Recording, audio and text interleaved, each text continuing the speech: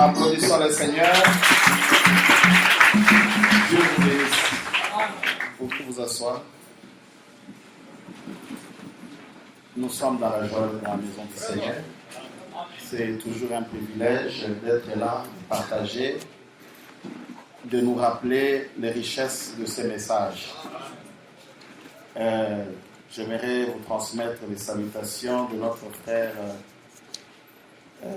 Simon Chibangu de Texas aux États-Unis. Il a insisté que je vous transmette les salutations au nom du Seigneur William Alomana. Dieu vous bénisse. Amen. Nous allons lire dans Genèse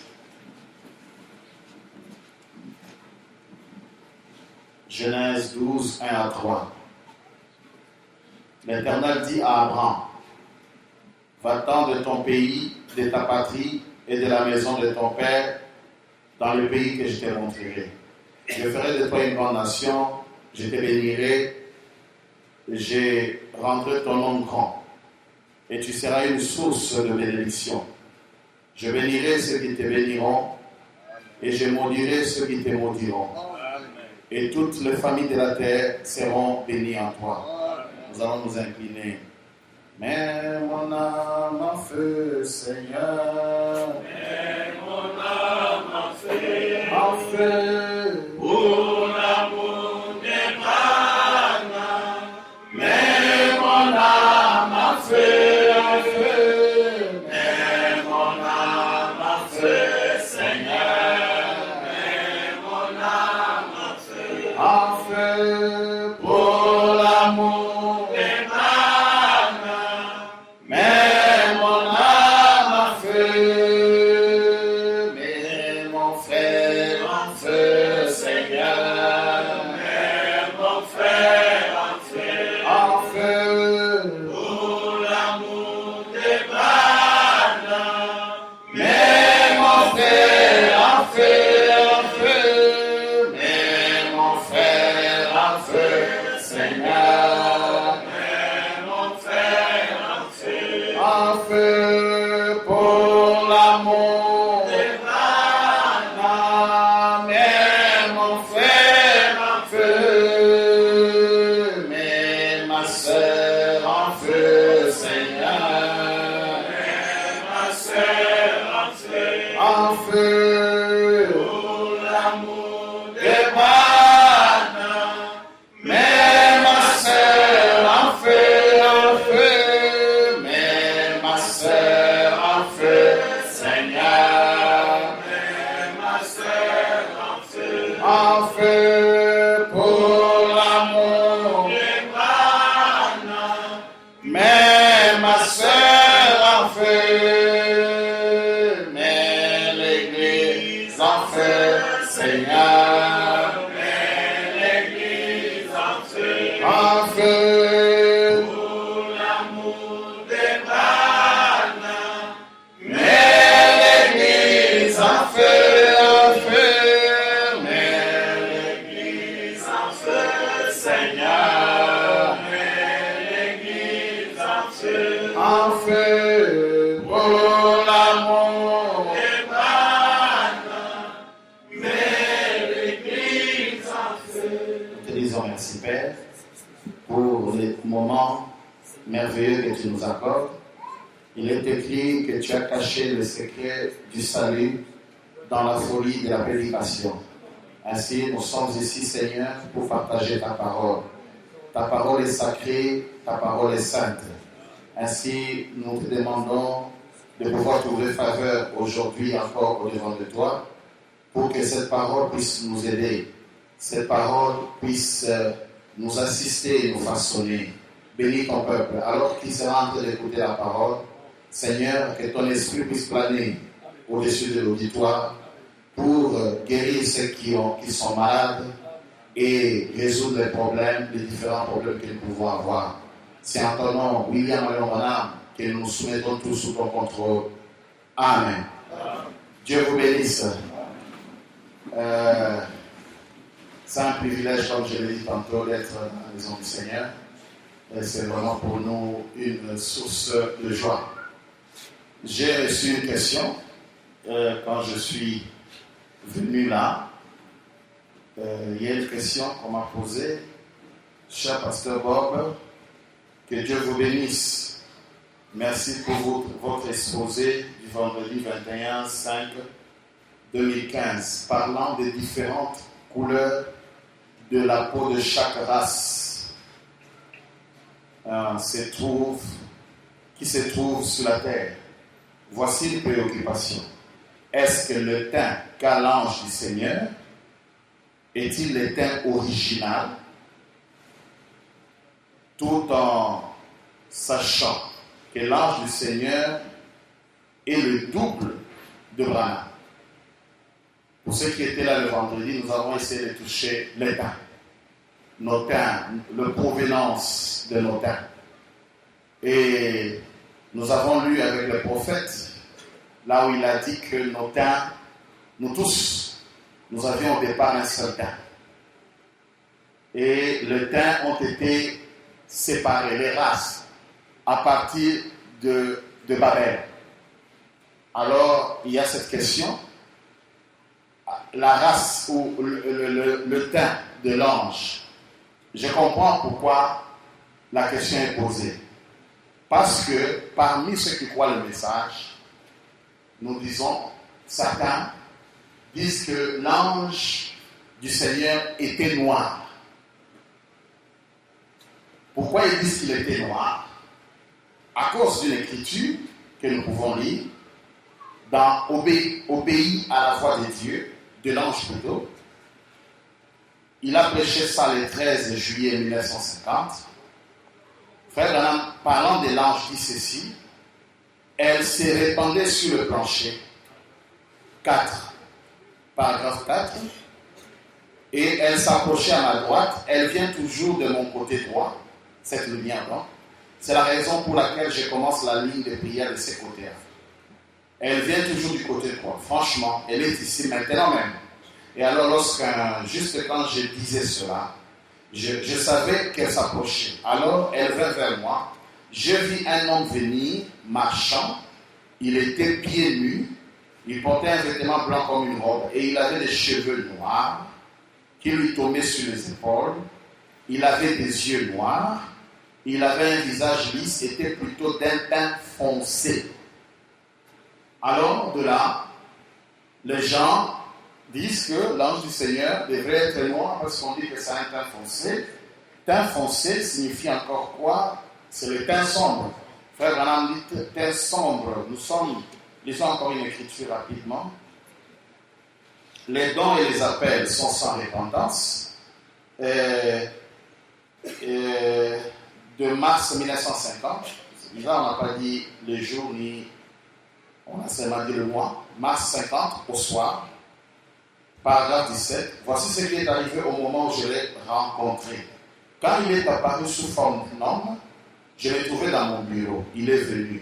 J'ai vu la lumière se répandre sur le plancher. Il est venu en marchant vers moi. Il paraissait comme un homme qui pesait 200 livres. Environ 90 kilos. Et cette lumière était juste au-dessus de moi. Et il avait les bras croisés. Il avait un regard qu'on ne voit pas sur les visages de mortels. Il était très serein et très aimable. Quand il a parlé, sa voix, j'ai reconnu que c'était la même voix qui m'avait parlé tout au long de ma vie. Mais je n'avais jamais vu son visage. Il avait un teint sombre. Mais écoutez la suite. Plus proche des Espagnols et des Juifs. Il avait le bras croisé. Et d'après sa corpulence et sa taille, il semblait peser 200 livres. Sa chevelure tombait sur ses épaules, son visage était lisse. Voilà. Teint foncé. Vous allez entendre ça. Branham, c'est un noir, parce que l'ange du Seigneur avait un teint foncé ou un teint sombre. Je n'ai pas encore répondu à la question.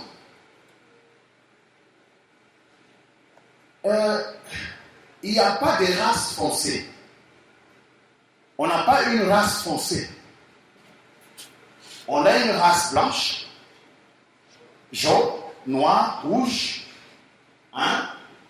Au moins 4 ou 5 races. Maintenant écoutez, dans chaque race, il y a ceux qui ont des teints clairs et des teints foncés. Frère Jérôme, s'il vous plaît, vous pouvez avancer. S'il vous plaît, ne vous gênez pas. Frère Albert, s'il vous plaît, vous pouvez regarder la salle. Est-ce qu'ils ont la même race? Oui. Ils sont noirs. Est-ce qu'ils ont le même teint? Voilà. Vous pouvez rentrer. Merci beaucoup. Donc, le teint n'est pas une race. Quand on dit qu'il est du teint foncé, il y a des blancs qui sont très blancs et il y a des blancs qui ont des teints foncés. On dit bronzé. Et ils viennent en Afrique pour le bronzage. Ils vont sur des plages, ils se dévêtissent et puis ils deviennent un peu rouges là. Ils veulent un peu noircir. Donc, teint foncé ne signifie pas nécessairement un noir. Mais globalement, par rapport aux races, on peut dire que les noirs sont plus foncés que les autres races. Globalement. Mais le teint n'est pas une race. Autre chose. L'ange du Seigneur n'est pas une chair. Lorsqu'on parle de la race, on voit les 16 éléments chimiques. L'ange du Seigneur est une théophanie. Rien à voir donc avec les 16 éléments chimiques. Donc on ne vous trompe pas qu'il y a un Dieu noir quelque part, parce que l'ange du Seigneur serait des teints foncés.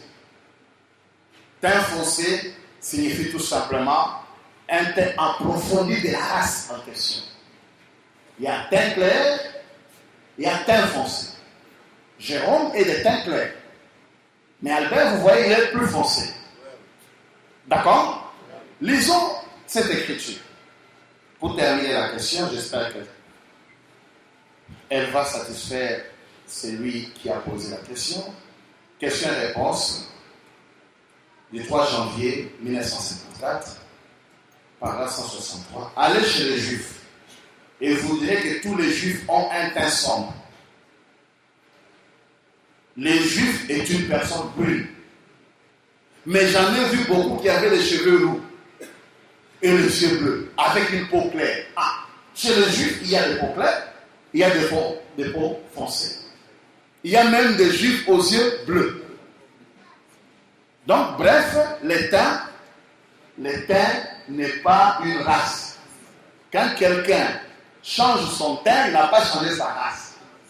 Quand on dit Azocha Choko, hein, il change son teint. Mais est-ce qu'il n'est pas noir? Il est toujours noir.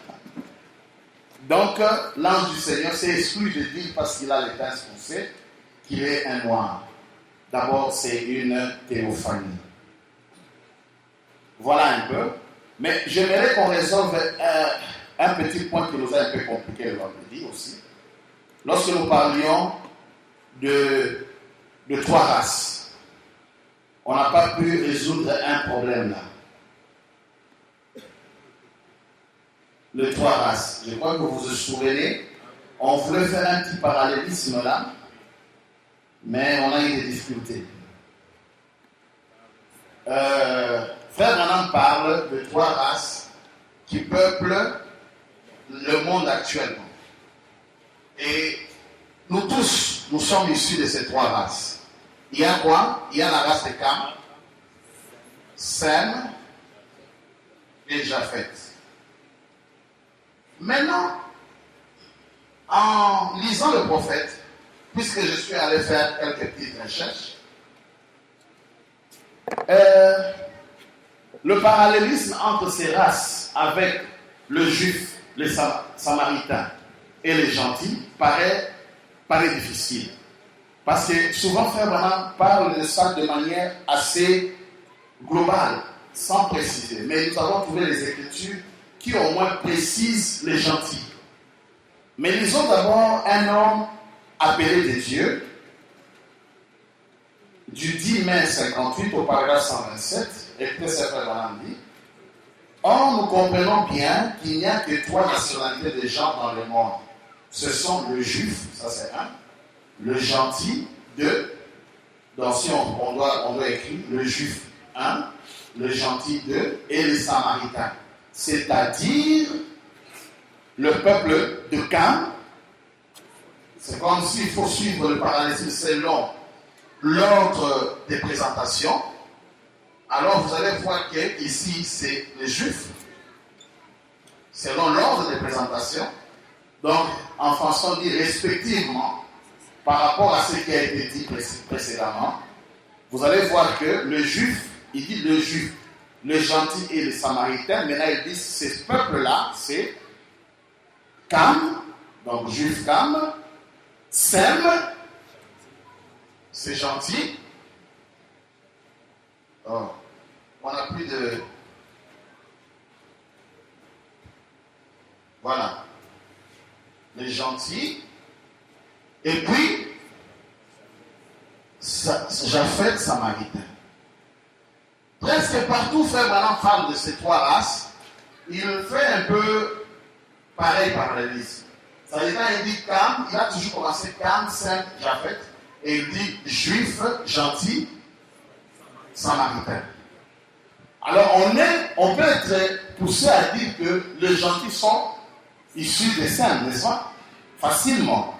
Et c'était ma tendance aussi, facilement, parce que on voit lorsqu'il cite Cam en premier, quand il cite parmi les nations, il cite juif. En deuxième position, il cite toujours saint et puis il cite gentil. En troisième position, il cite Japhet et il cite samaritain. On serait tenté donc à suivre ces classements en possédant le pot de l'ennemi du 11 août 59, paragraphe 111. C'est pour cela qu'il dut témoigner de la même chose aux Samaritains qu'aux Juifs, parce qu'il y a 3 nationalités de gens. Celle de la lignée de Sem, celle ici change, regardez, celle de la lignée de Sem, celle de la lignée de Cam et celle de la lignée de Japhet. Il prend Sem, il met en premier, Cam, il met en deuxième. Écoutez, mais il dit le juif, le gentil et le samaritain. Ah, donc, s'il faut suivre respectivement selon la deuxième citation, vous allez voir que les juifs seront ici, les gentils c'est quand, hein, ici, et les samaritains restent Japhet. On dirait maintenant, vous voyez donc, il ne le disait pas de manière ordonnée, il ne le disait pas de manière, il n'a pas fait vraiment un parallélisme absolu pour dire que Cam c'est tel, Japhet c'est samaritain, il disait ça de manière globale. Maintenant, nous sommes qui alors? Disons les gentils. C'est alors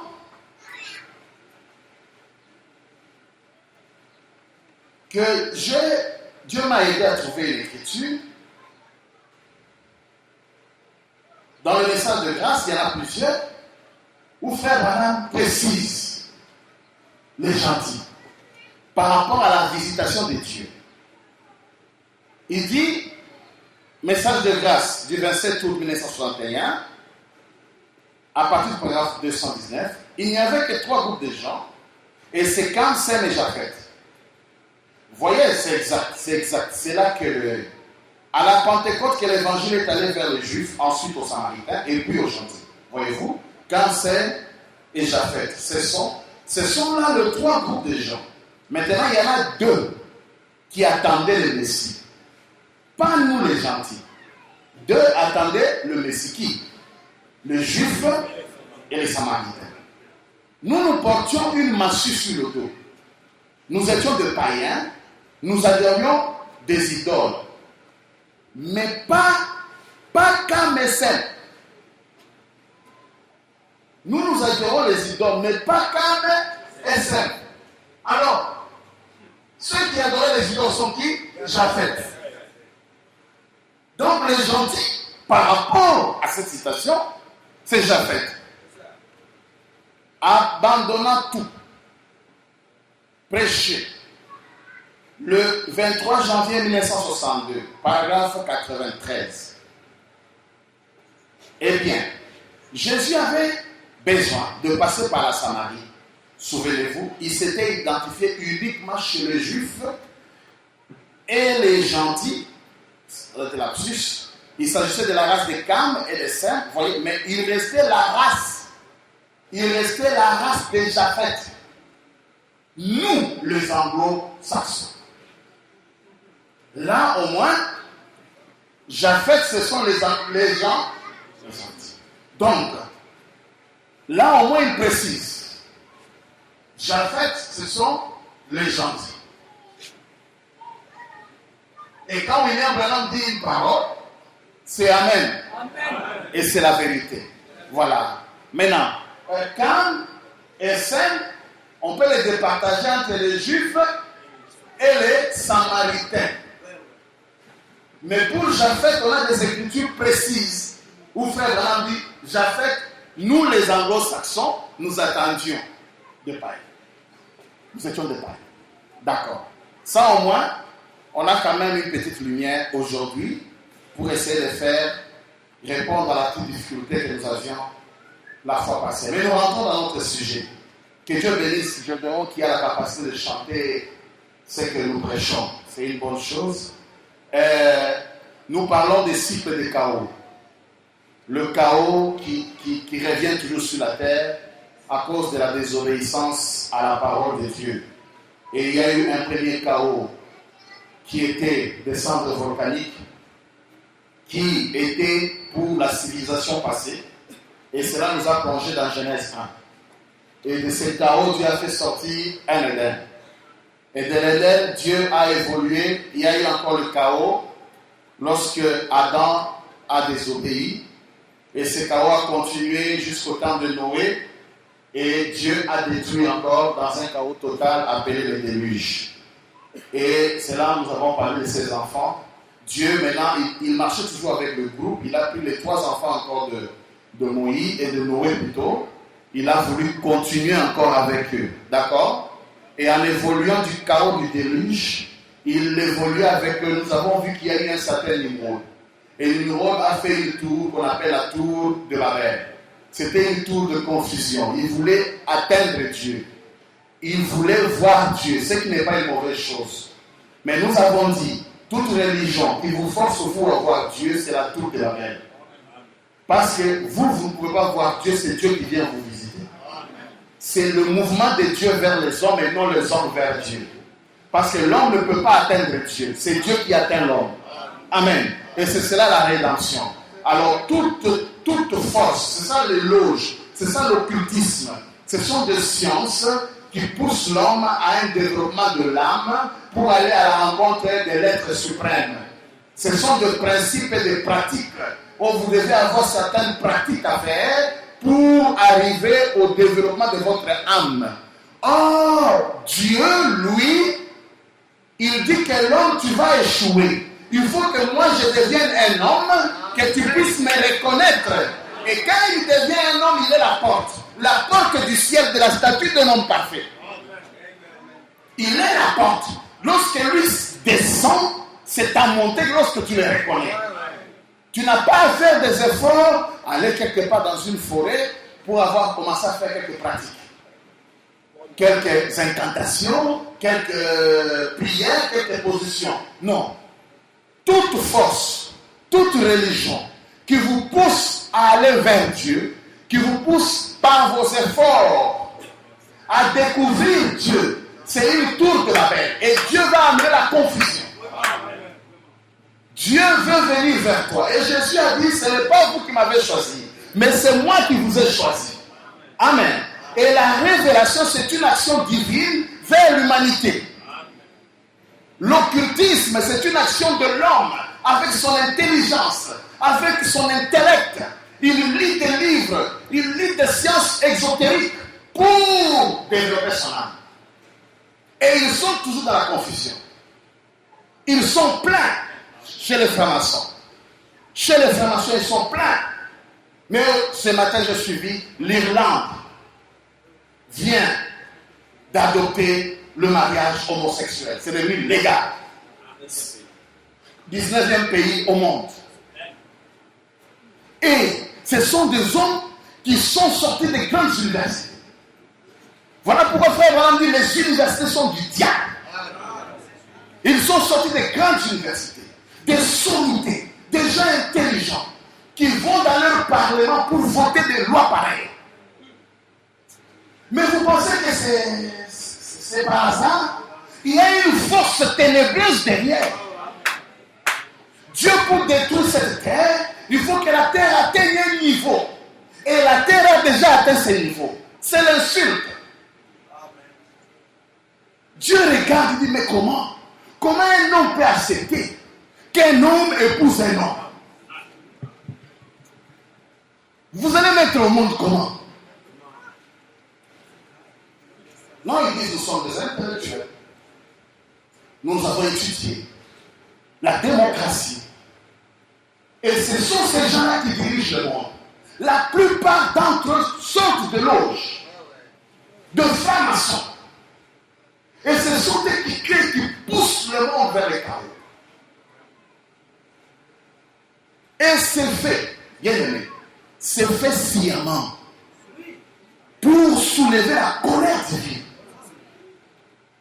Ils ne se sont pas arrêtés au Parlement, au niveau de leur Parlement. Je vous dis, si les années passent, vous verrez même notre Parlement ici.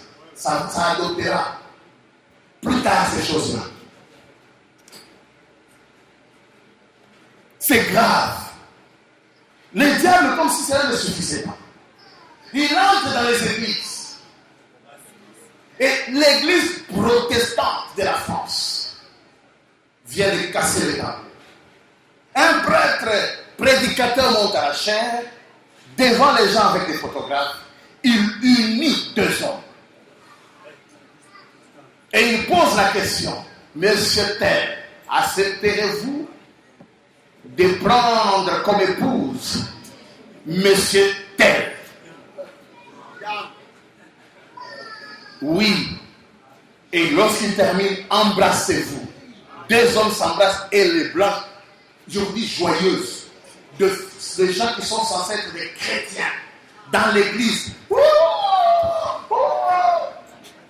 Dites-moi, c'est un blasphème. C'est un blasphème. Le monde va où? Voilà les chaos dans lesquels nous sommes. Nos enfants vont grandir dans quel monde? À quoi servent les universités? À quoi servent ces grandes universités? Il n'y a qu'une seule université. C'est la parole de Dieu. Amen. Ils vont arriver à des scandales dans le monde. Et Dieu a dit, si je ne détruis pas ce monde, je vais ressusciter Sodome et Gomorrhe pour les avoir brûlés. Je vais les ramener.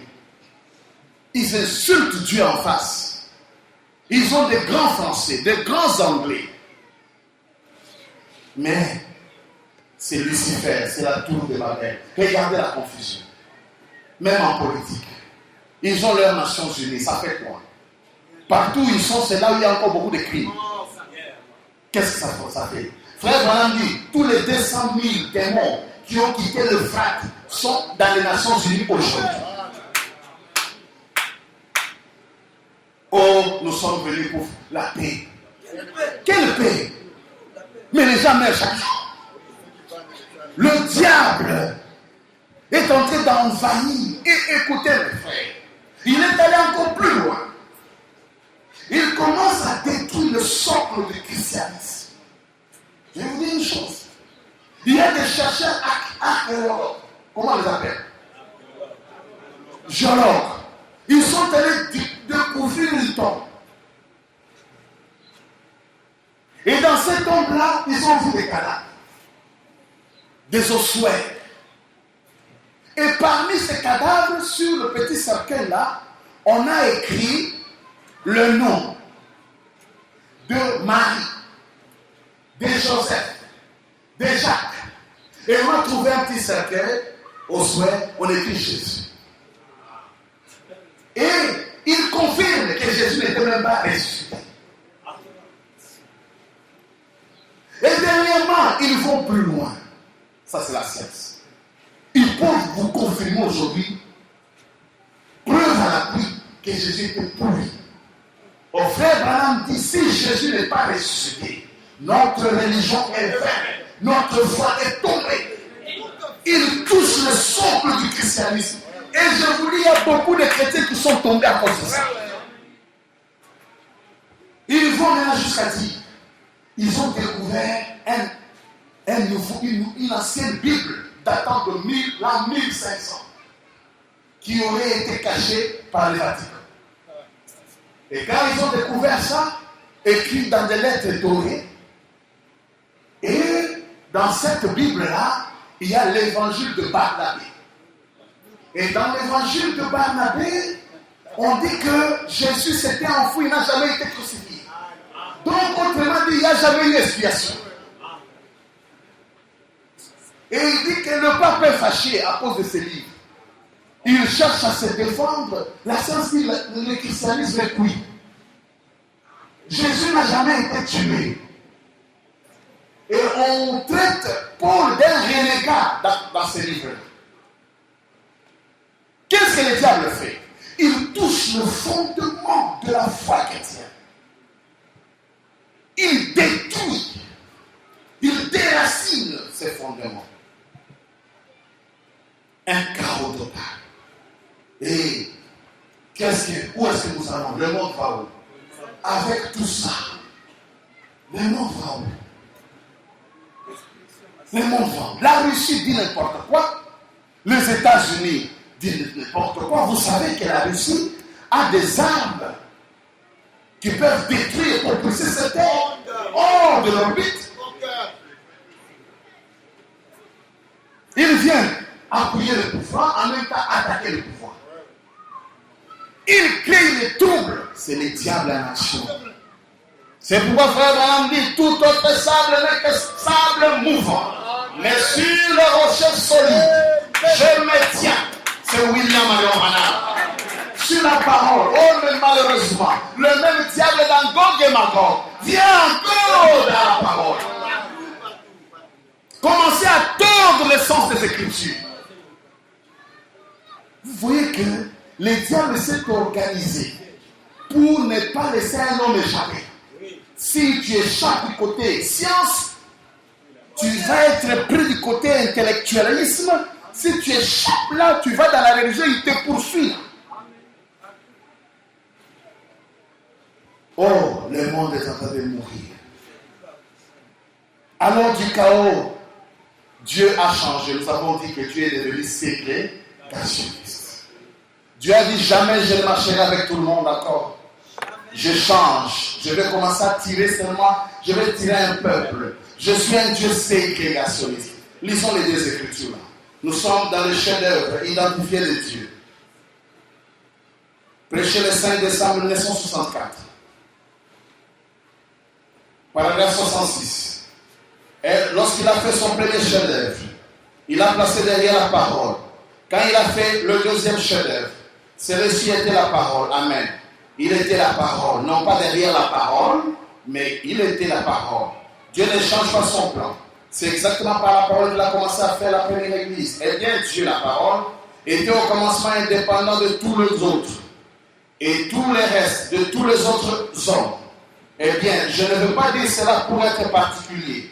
Mais Dieu est un ségrégationniste. Savez-vous cela? Vous parlez de l'intégration. Dieu est un ségrégationniste. Il l'est certainement. Il sépare son peuple du monde. Il n'y a aucune foi chrétienne qui va vous laisser vivre comme le monde. Dieu, écoutez, sépare son peuple du monde. Oh, la grâce infinie. Je peux vivre comme je veux. Dieu sépare son peuple du monde. Nos soeurs sont séparées. Nos frères sont séparés. Si les autres sont des escrocs, on ne peut pas avoir des escrocs dans l'église du Dieu vivant. Si les sœurs, le fils se dévêtissent dehors, non pas dans l'église du Dieu vivant. Parce que Dieu sépare de moins sérieux dans nos églises. Frères moins sérieux. Suiveur de jupons. Un frère, et tu dis que tu es dans le message de Branham. Non, honte à toi. Dieu est un ségrégationniste. Tu dois te séparer. Une sœur, à l'école, faisant n'importe quoi. Frère Branham dit aujourd'hui, même les femmes refusent de se marier.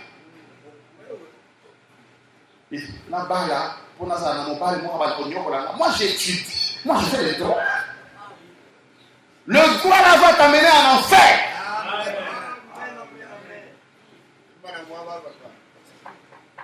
Elles aiment l'émancipation. La parité que le monde prône est du diable. Dieu n'est pas pour ça. J'ai des écritures dures de Frère Branham. Il dit que la place de la femme c'est à la cuisine. Ça c'est William dans ses paroles.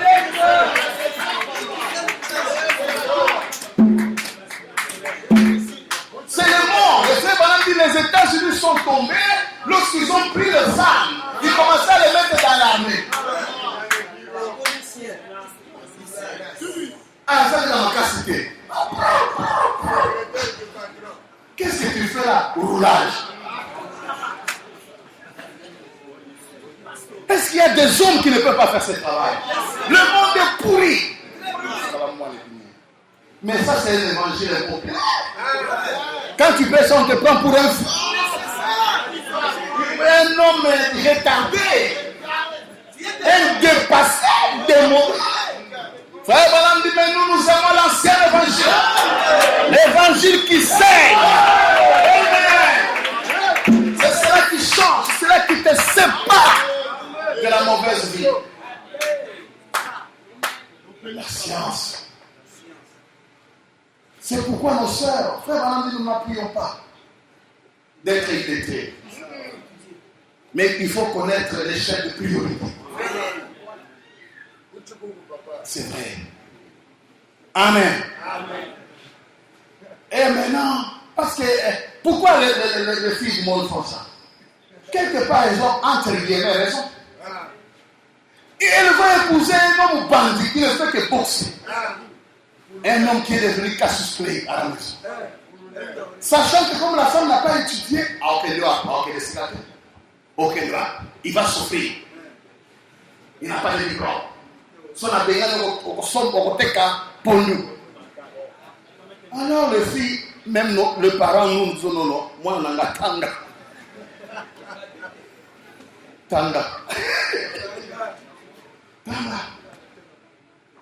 Des escrocs, frères, entre guillemets.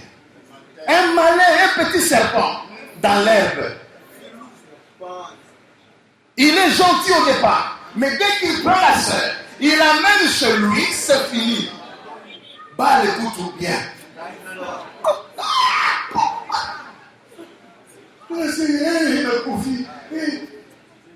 C'est payer pour le choix. Je vous dis la vérité. Le diable est très rusé, il est en train dans tous les systèmes. Voilà pourquoi on ne sait même plus quoi faire. Les gens ne savent même plus quelle décision prendre. Mais c'était un frère, mais à quoi on a gagné? Le frère combien? Kanda. Un terroriste à la maison, comme on l'a dit le vendredi. Quand il vient à la maison, c'est tout le monde qui commence à pleurer. Il entre là. Bonjour papa. Bonjour. Il tombe là, c'est pour mourir. Il suffit qu'il voie seulement les pantoufles dans le frigo. Ça c'est quelle maison? Pantoufles dans le frigo. Toi viens. C'est tout le monde qui se pleurer. La sœur là, terrorisée. Elle commence à trembler. Non, nous allons lire ça. Frère Branham dit, Abraham, tu seras une source de bénédiction, une source de joie. une source de paix. Un vrai doit ressortir de lui la joie. Tu dois être attrayant. C'est là où Jésus a dit, vous êtes les ailes de la terre.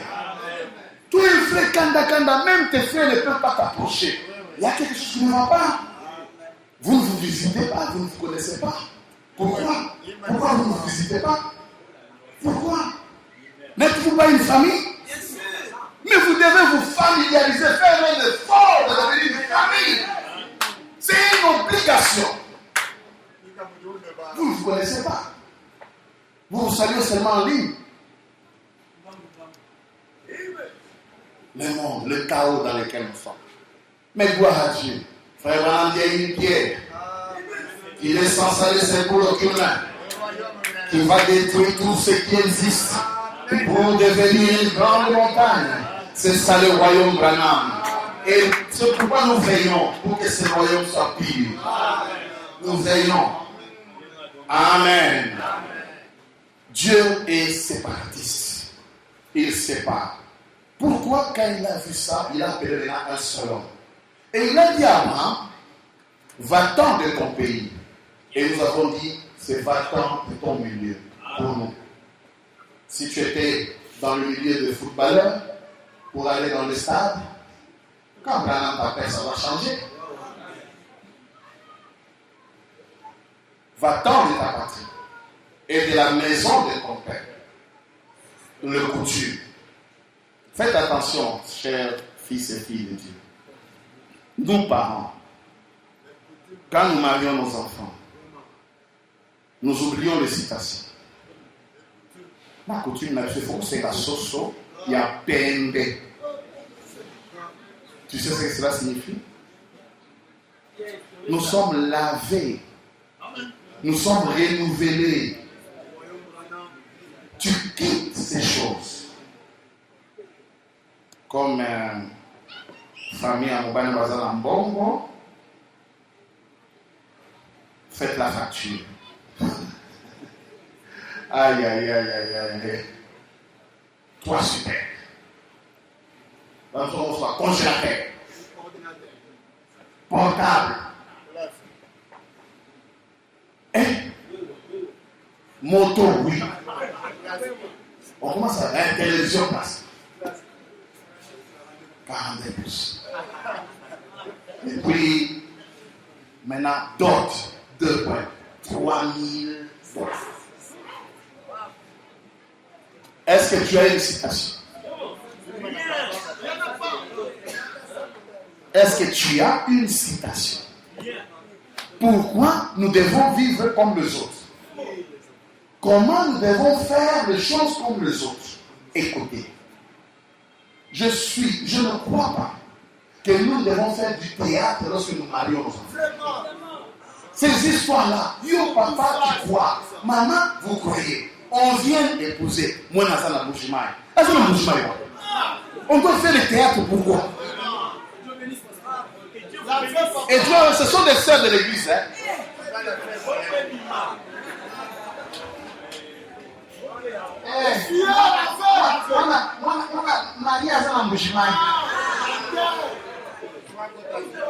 Bon, et un autre frère aussi vient. Bonsoir, au Bouchmaï, aux avions. De pharisiens. Mais voilà, n'aime pas de choses pareilles. On met la musique, on l'accompagne, on chante, on vient, c'est tout. Évitez les choses du monde. Vous êtes différents. Vous êtes différents.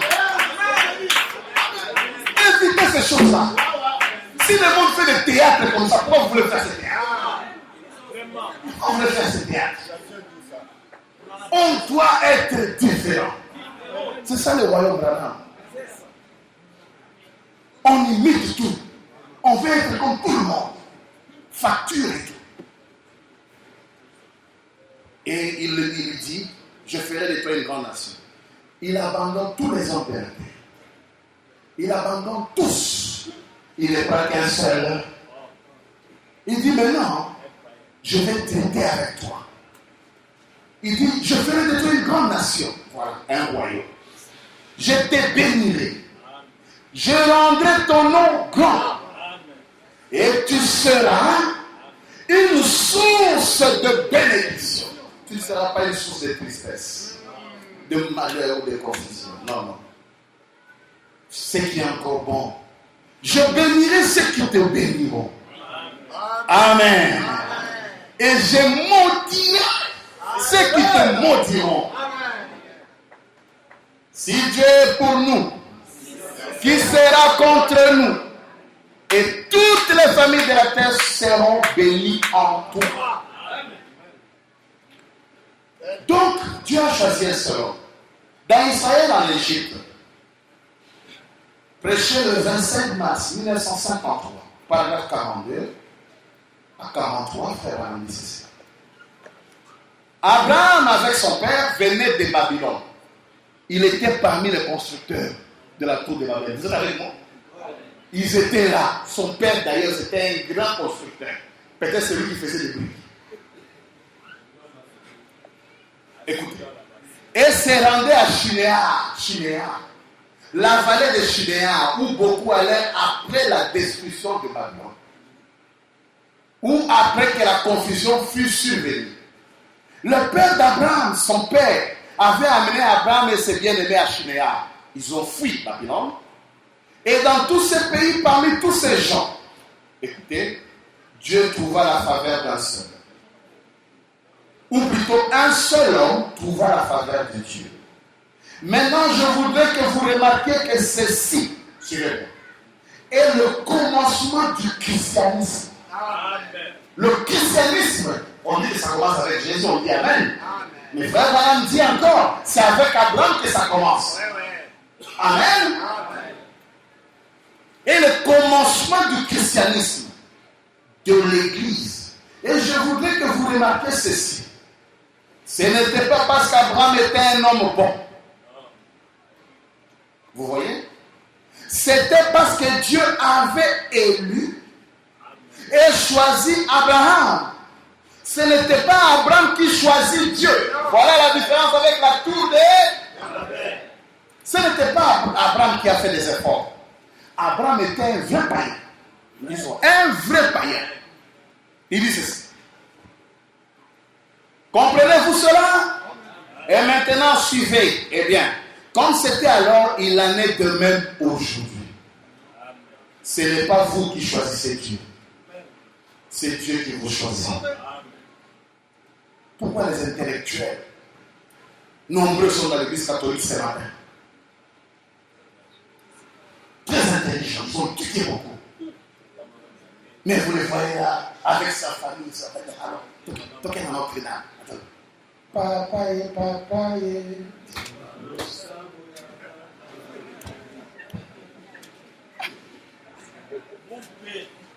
Il ne connaît même pas Malachi 4. Il ne connaît pas les sons. Tu crois parce que toi tu es intelligent? C'est la grâce. C'est la grâce. Il n'y a que ça. Il n'y a que la grâce.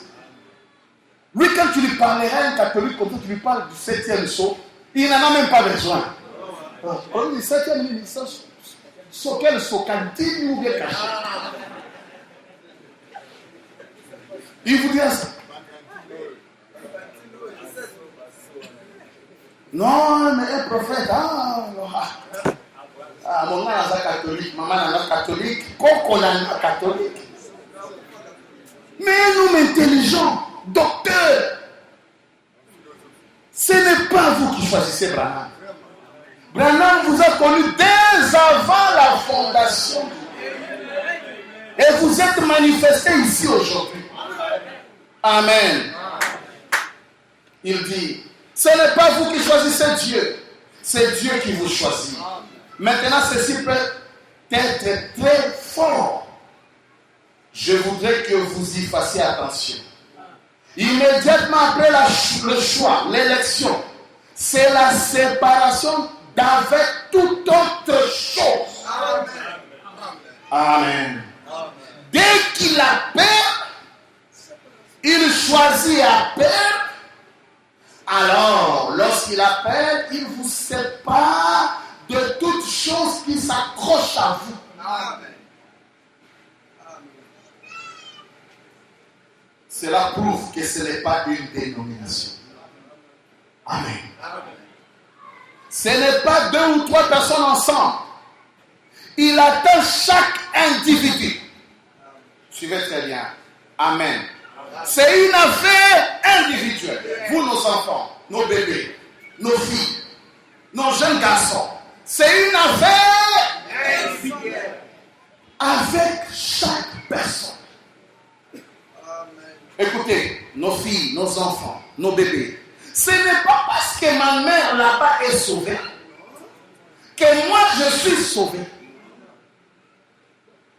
C'est parce que Dieu m'a choisi en Christ. Je veux que vous voyez cela. Ce n'est pas vous qui vous choisissez. Pas votre propre choix. Ce n'est pas du fait que vous avez beaucoup pillé. Ce n'est pas du fait que ni du fait que vous avez tourné une nouvelle page. Une nouvelle page, c'est quoi? Maintenant, je deviens sérieux. Les copines. Et vous voyez que quelqu'un qui était souriant, il est souriant. Il y a un peu de blague à vraiment. Je n'aime plus le bague. Donnez-lui seulement 1 mois. 1 mois, c'est beaucoup. Chassez les naturels, il revient au galop. Vous allez le voir encore là, ça. Et après, il va dire, oh, je change, je deviens sérieux. C'est Dieu qui te change. Tant que Dieu ne t'aura pas changé, tu ne changeras pas. Amen. Amen. Écoutez, Abraham venait d'où? Nous sommes dans Israël à la mer Rouge. Première partie, le 26 mars 53, 38 à 39. Dieu dit à Abraham par élection par grâce, je vais te faire venir vers moi lorsque tu seras âgé. En d'autres termes, je veux te sauver. Ah, quand Dieu te dit ça, c'est fini. Ce n'est pas conditionnel, c'est inconditionnel. Il n'a pas dit si tu fais ça, moi je vais te sauver. Il dit tout simplement, je vais te sauver. Est-ce que Dieu peut mentir? Non. Je vais te conduire jusqu'au bout du chemin. Tu auras une longue vie. Tu auras un enfant. Bien que Sarah soit stérile, tu auras un enfant. Et par cet enfant, je vais sauver le monde. Eh bien, c'était avant qu'Abraham lui fait quoi que ce soit pour le mériter. Mais il est simplement, Dieu l'a appelé, c'est tout. Il n'était qu'un Chaldéen. Là-bas dans la ville de Ur, il descendit dans le valet de Shinéar, ayant quitté la tour de Babel. Voilà. Il était où? À la tour de Babel. L'adoration d'idole. Je pense que son père était un adorateur d'idoles. Je pense que là-bas, après qu'il fut descendu là-bas, manifesta qu'il avait des idoles. D'où pouvait-il les avoir eus s'il n'était pas venu de la tour de Babel? Et c'est de la famille de Cam qu'est ici Nimrod. Nimrod a battu la tour de Babel, qui était une adoration d'idole. La première adoration d'idole sur la terre, c'est la tour de Babel. Maintenant, regardez, suivez.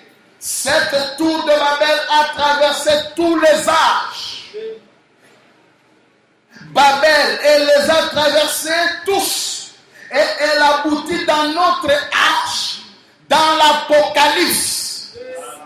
Une idolâtrie chrétienne religieuse. Écoutez, se faisant passer pour du christianisme.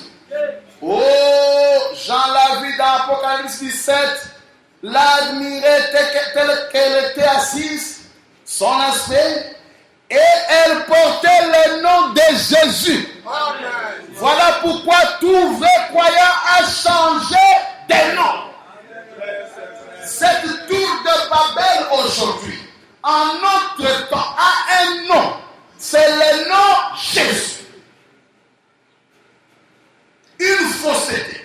Je ne parle pas de la personne Jésus. Le nom, il prend le nom. Amen. Et c'est cette tour qui a traversé. Aujourd'hui, il y a deux camps. Le camp de ceux qui ont le nom nouveau et le camp de ceux qui utilisent le nom ancien. Et le diable a profité pour utiliser ces noms anciens. Quand Dieu change de nom, il change de cadence. Amen. Cette tour de Babel aujourd'hui, ça a commencé là. L'idolâtrie. Toute dénomination est une idolâtrie. Vous êtes avec moi? Toute dénomination est une idolâtrie. Et c'est venu jusqu'ici. Maintenant, étudions les promesses que Dieu a faites à Abraham. Qu'est-ce qu'il a promis à Abraham? Va-t'en de ton pays, de la maison de ton père, dans le pays que je te montrerai. Ah, il a promis quoi? Un pays. C'est ça une nation. Et c'est ça un royaume. Les espoirs de la foi. Prêché le 13 décembre 53. Au soir, paragraphe 32.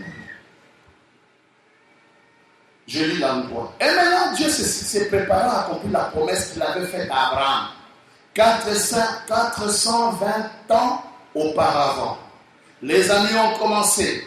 Et alors Dieu a envoyé son ange et il a dit à Abraham, ou plutôt à Moïse, eh bien, j'ai promis à Abraham de lui donner ce pays. Dieu avait promis à Abraham un pays. Dans son alliance avec Abraham, Dieu a promis un pays. Autrement dit, une nation. Autrement dit, un royaume. Nous parlons du royaume. Et Dieu, c'est celui qui a fait la promesse. Je te donnerai à toi, Abraham, quoi? Un pays. Une nation. Amen. Mais écoutez ce qui est magnifique. Et je l'ai promis à sa postérité. Non seulement à Abraham, mais à qui aussi? À sa postérité. Nous allons étudier ça aujourd'hui. C'est là où nous allons nous en présenter. La postérité d'Abraham. Qui a reçu la promesse d'un pays, d'un royaume. Très bien. Nous sommes dans Melchisédek, le grand prince et roi.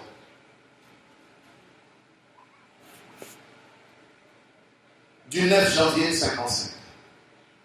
Paragraphe 57. Quand Dieu a parlé à Moïse alors que ce dernier entreprenait d'aller à la terre promise, il a dit, toute cette promesse, dit-il, je l'avais faite à Abraham. Voilà des promesses faites à Abraham. Je l'avais faite à qui?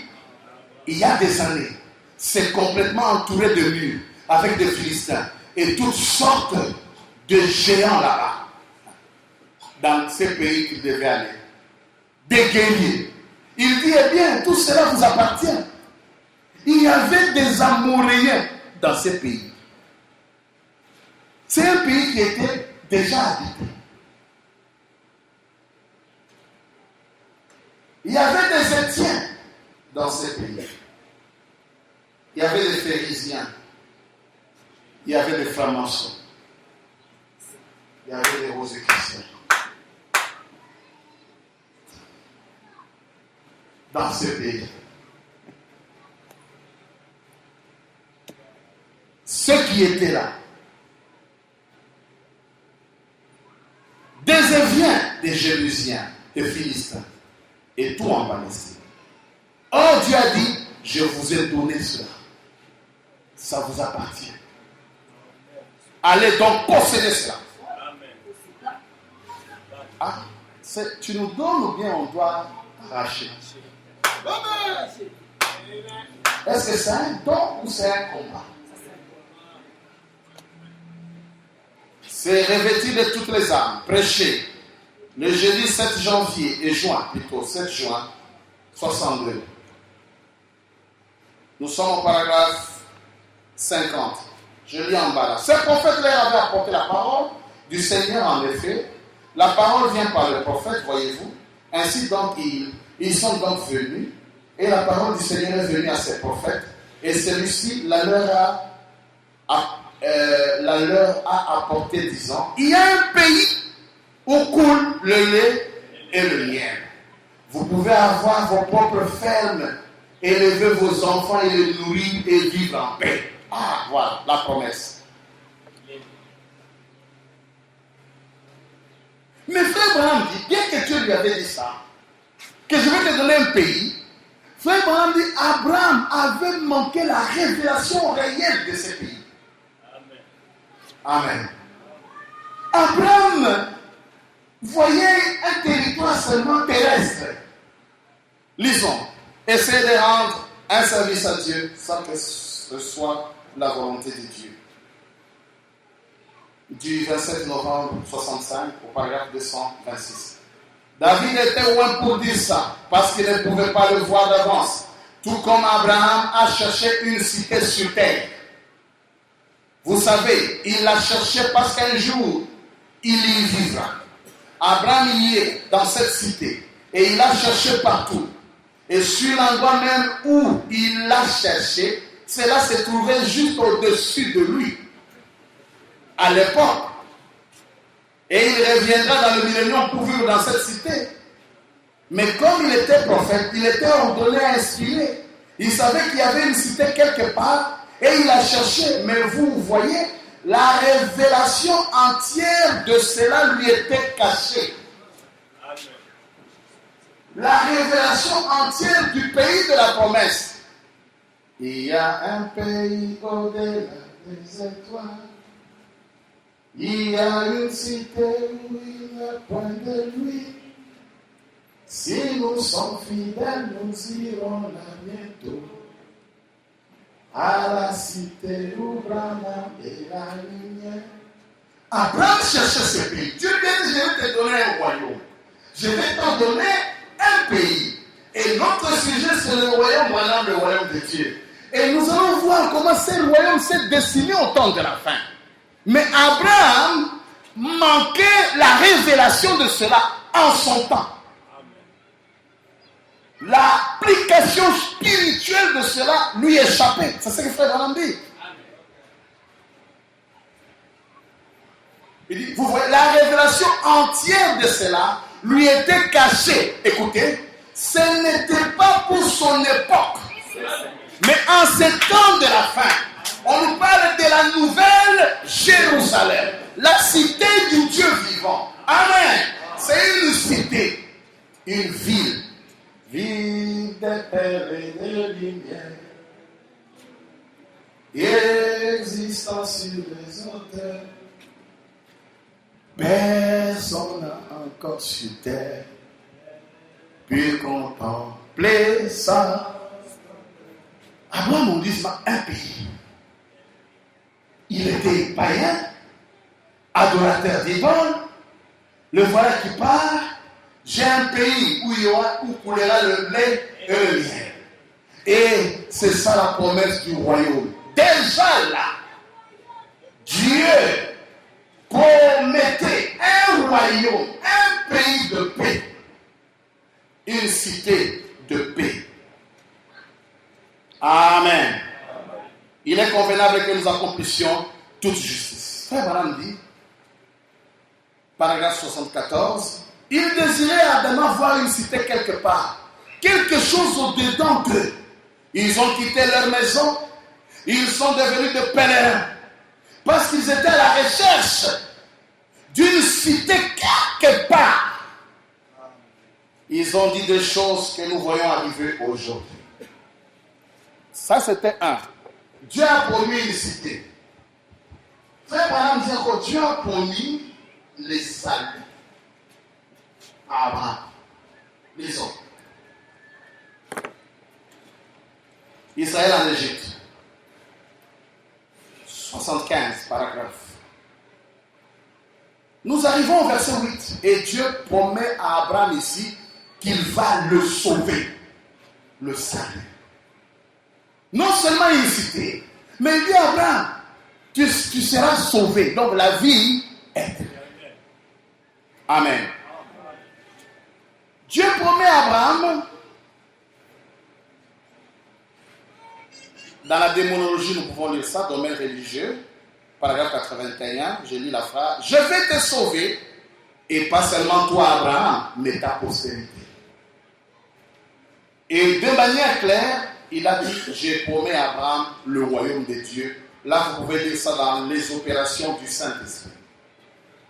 Dans les opérations du Saint-Esprit qu'il a prêché le jeudi 16 août 1956 au soir, paragraphe 83, il dit, quand ils ont entendu la parole du Seigneur, qui a dit qu'il leur a donné la promesse que toute la postérité d'Abraham rajeunirait comme Sarah et Abraham, et qu'il n'aurait plus jamais à mourir, et qu'il vivrait éternellement en paix dans le royaume de Dieu. Voilà, c'était la promesse de Dieu. Le salut, le pays qui est le royaume, ce sont ces promesses qu'Abraham avait reçues. Il devait se manifester. Il ne s'arrête pas là. Il a promis à Abraham le bénédiction. Vous êtes avec moi? Toutes sortes de bénédictions. Vous êtes la postérité d'Abraham. Il a promis à Abraham quoi? Le pays. Il a promis à Abraham quoi? Le salut. Il a promis à Abraham le bénédiction. Abraham n'était pas pauvre. Abraham avait beaucoup de richesses. Écoutez, donc l'évangile, quand on a prêché la Dieu de richesse, c'est une vérité. C'est un angle de l'évangile. Abraham n'était pas pauvre. Vous êtes avec moi? Écoutez, si vous êtes la postérité d'Abraham, il a promis non seulement le pays, il a promis non seulement le salut, mais il a promis aussi toutes sortes de bénédictions. Spirituelles, même charnelles, Abraham en a vu. Nous sommes dans Genèse, d'ailleurs, on a lu ça. Il dit, je te bénirai. Et même Paul, plus tard, il dit ceci. Il vient dans Ephésiens, nous sommes dans la Bible, Ephésiens 1:3. Béni soit Dieu le Père de notre Seigneur Jésus-Christ, qui nous a bénis de toutes sortes de bénédictions spirituelles dans le lieu céleste en Christ. Un fils de Dieu est béni. C'est pour frère Abraham dit, la plus grande salutation que nous pouvons donner à notre frère ou à notre soeur, c'est que Dieu te bénisse. Toutes sortes de bénédictions. Abraham a eu cette promesse. Amen. Donc, un enfant d'Abraham a la promesse de la prospérité. Un enfant d'Abraham a la promesse de bénédiction matérielle. C'est un angle de l'évangile. Et frère Abraham dira, si nous ne sommes pas la postérité d'Abraham, nous sommes perdus. Autrement dit, retenez ceci. Dieu n'a choisi qu'un seul. Et il a dit uniquement par lui. Uniquement par lui, moi, je sauverai les autres. Uniquement par Abraham. Dieu ne connaît pas mon grand-père. Dieu a traité alliance une fois avec Abraham. Et tous les autres sont bénis en Abraham. Amen. Quelle sorte de promesse? Je te donnerai un pays, un royaume. Je te donnerai le salut. Et je te donnerai toutes sortes de bénédictions. Amen. Est-ce qu'on peut dire amen à ça? Toutes sortes de bénédictions. Amen. Exerce seulement ta foi. Exerce ta foi. Respecte les principes. Et dis que je suis fils d'Abraham. Et affronte la société. Si dans la société, je lis à l'internet, au Nigeria, une femme, je crois qu'elle est députée là-bas, on l'a arrêtée en flagrant délit de sacrifice humain. Bakanguier avec un bébé qu'il a bandé en drap blanc, avec un couteau, sur tellement de photos. Et puis elle a fui. Quand elle a fui, on voulait la poursuivre. Le procureur bloque qu'on la poursuive pas. On a compris. Ils sont dans la même loge avec le procureur. Beaucoup de ces gens qui réussissent dans la cité, ils ont des sacrifices humains. Mais nous avons un sacrifice. Dieu a immolé un agneau dès avant la fondation du monde. Le diable ne fait qu'imiter. Amen, amen. Dès avant. Et si Dieu a immolé l'agneau dès avant la fondation du monde, c'est que dès avant la fondation du monde, il y avait la croix. Amen, amen. C'est que la croix est éternelle. Jésus a dit, celui qui veut venir après moi, qu'il porte sa croix. La croix ne signifie pas la croix en bois. La croix, ça signifie le sacrifice. Oh, la croix. Et non pas chrétien, la croix. Qu'est-ce qui vous prend, vous, les gens du Troisième Testament? Vous devenez hostile à tout. Hostile à tout. Et cette femme a fui le sacrifice humain, le franc-maçon. Il y a des gens, ils apprennent seulement qu'il y a un remaniement en cours. Je vous dis, les féticheurs s'enrichissent. Les maisons de féticheurs sont remplies. Ils vont là la nuit. Mais toi, tu n'as pas besoin de ça. Toi, tu es le grand maître. Tu as William Branham. Affronte la société. Prends la photo de l'ange. Mets ça dans ton cœur. C'est la force. C'est la puissance. Et affronte la société avec le Seigneur. Le monde est miné par les occultistes. Et frère Branham dit, la terre promise était libre. Et il y avait les occultistes là.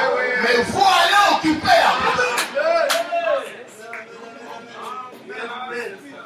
Amen.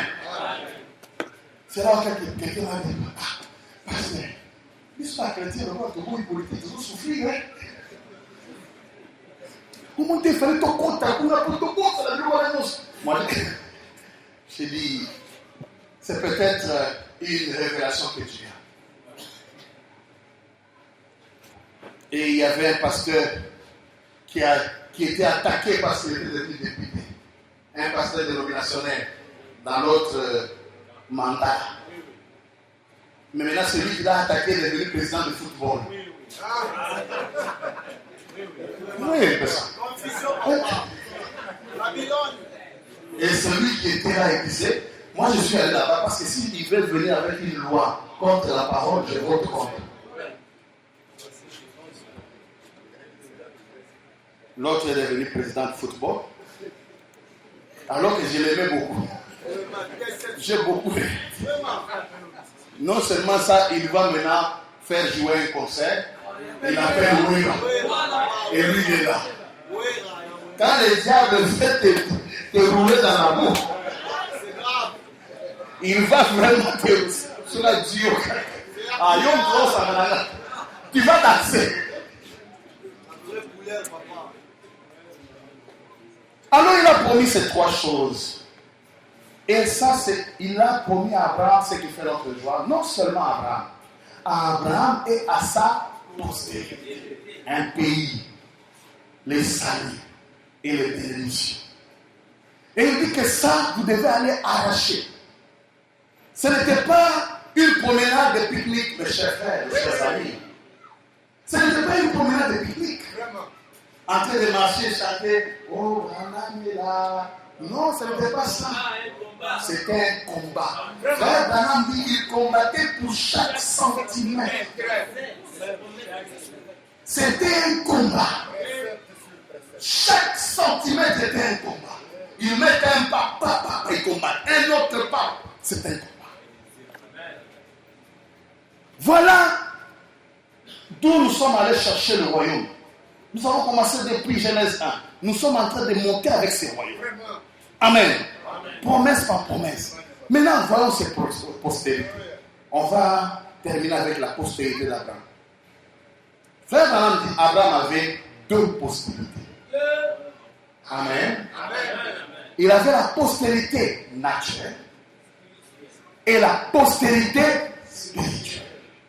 Alors ça faisait toi, lui-même Abraham, 1, la postérité naturelle, 2, la postérité spirituelle, lisons Jéhovah Jireh, deuxième partie.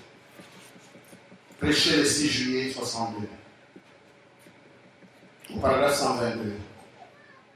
Là, frère Branham énumère. Il dit Abraham, 1, la sémence naturelle d'Abraham, 2, la sémence royale d'Abraham, 3. Alors il a dit à Abraham, ce que je fais avec toi, je vais le faire avec la sémence naturelle, ou la postérité naturelle. Je veux aussi le faire avec la postérité royale, la sémence spirituelle. Étudiez un peu la sémence ou la postérité naturelle d'Abraham. C'est qui était, parce qu'ici c'est un peu compliqué, qui était la sémence naturelle d'Abraham? Ah, les gens diront facilement Isaac. Lui aussi l'a dit autre chose. Très bien. Qui était la postérité naturelle d'Abraham?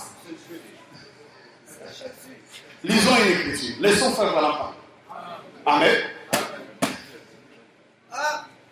Nous sommes dans Jéhovah Jireh, deuxième partie. Le 3 avril 1964. Paragraphe 13. Eh bien, Abraham. La promesse fut donnée à Abraham et à sa sémence après lui. Non seulement à Abraham, mais aussi à sa sémence. On nous a pas c'était les tableaux. Eh bien, maintenant la sémence. La sémence naturelle d'Abraham était Isaac. Est-ce que c'est Abraham qui l'a dit? Est-ce que c'est Abraham qui l'a dit? La sémence naturelle d'Abraham, c'était qui? Oui, mais ce n'est pas fini. On va toujours dire frère. On doit prendre la parole dans son entièreté pour être équilibré. 13.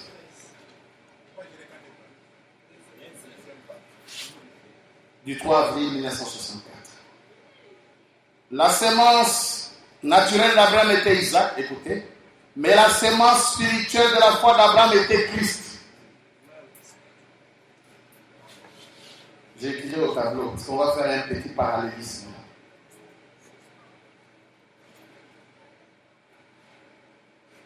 Christ, et c'est en Christ la sémence royale que le monde entier a été béni. Christ, là, il s'agit de Jésus. Les gens n'aiment pas trop Jésus-Christ dans le Troisième Testament. Nous avons,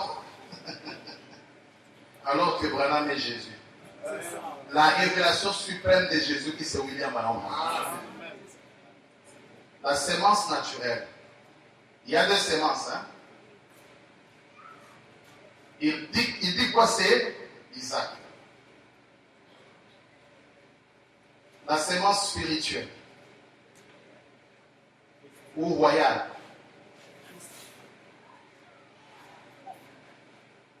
C'est Christ. Très bien. Ça, c'est une chose.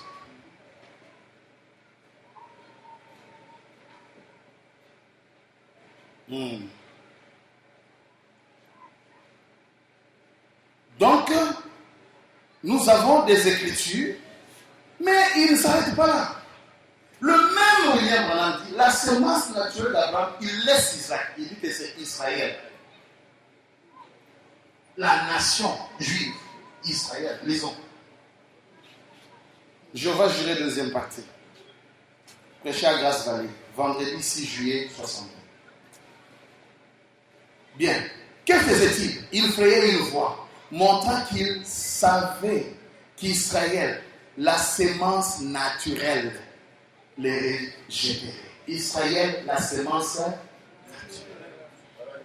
Paragraphe 46.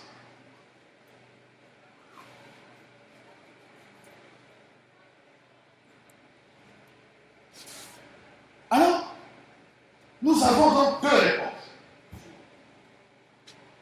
Isaac et puis Israël. Sémence naturelle, ça aussi sémence naturelle. Ah. Maintenant, pour la sémence spirituelle, nous avons Christ. Et lisons dans un super signe du dimanche 24 juin 62, paragraphe 53, Isaac était certainement la sémence naturelle. Christ est le super sémence. Christ était la deuxième sémence. La sémence spirituelle. Christ, peut-être ce n'est pas bien dit, mais on va dire, c'est quel Christ? Jéhovah Jireh, deuxième partie. Vendredi 6 juillet, toujours 62, paragraphe 172. Jésus, la sémence royale. C'est qui Christ? C'est qui? Jésus. La sémence quoi? Royale. Mais vraiment, on continue. Il ne s'arrête pas là. Il dit encore la sémence royale, c'est l'épouse. Nous sommes concernés et convaincus. Prêcher le 10 juin 1962.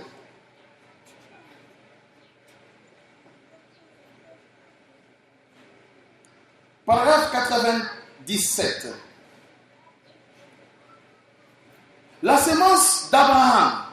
L'Église est la sémence royale promise.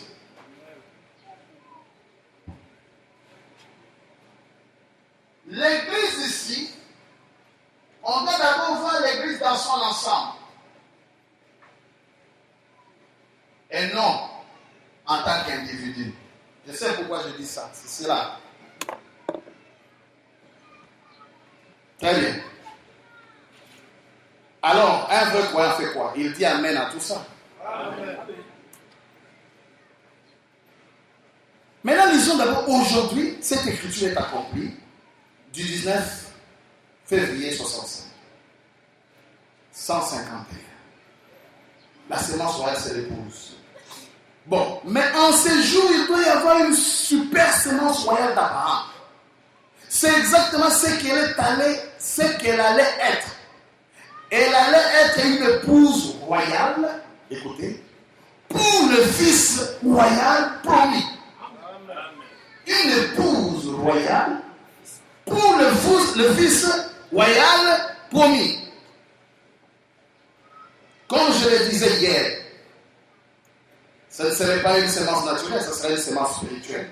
Une épouse spirituelle doit être suscitée. Qui sera la sémence royale de la foi royale du fils royal d'Abraham? Elle doit entrer en scène dans les derniers jours. Et le temps et le lieu, c'est une promesse qui lui a été donnée. Pourquoi j'ai dit que la sémence royale, c'est l'Église dans son ensemble? Frère Branham dit c'est un peuple. Lorsque nous lisons dans Abandonnant tout. Là, nous sommes en train d'étudier maintenant. Jeudi 23 janvier 62, 83. Mais ensuite, voici l'église spirituelle. Pas l'église naturelle. Ni les sodomites, mais l'église spirituelle. Celle qui croit en Dieu. Celle qui a été visitée par Dieu comme Abraham. Là était tout le temps du parcours. Abraham est un type parfait de la sémence d'Abraham. Après lui, dans l'église. 2 points. Un peuple tiré du milieu des gentils pour porter son nom. Amen. La sémence royale. Un peuple tiré des gentils.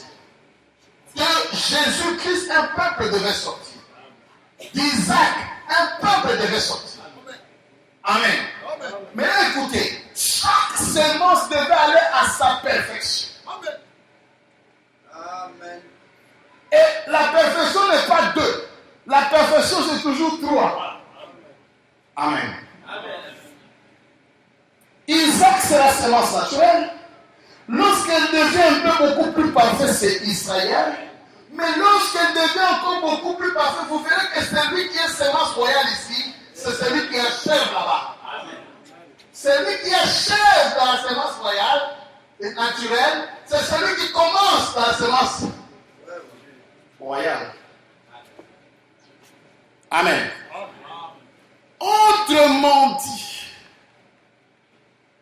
Autrement dit quoi? Frère Branham dit, Isaac n'était pas en semence naturelle. Jésus-Christ n'était pas en fait la semence royale, mais il appelle Isaac un canal. Et Jésus-Christ un autre canal. Ça dit, c'est à travers Isaac que la semence naturelle et réelle devait apparaître. C'est à travers Jésus que la semence royale, qui est son épouse, quelqu'un tiré de lui, devait apparaître. Lisons la restitution de l'arbre épouse.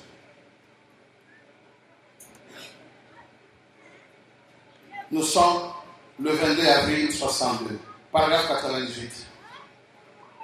Ainsi, si Dieu a protégé, écoutez, si Dieu a protégé les canaux de la semence naturelle à ce point-là, comment plus le fera-t-il pour celui de la semence spirituelle?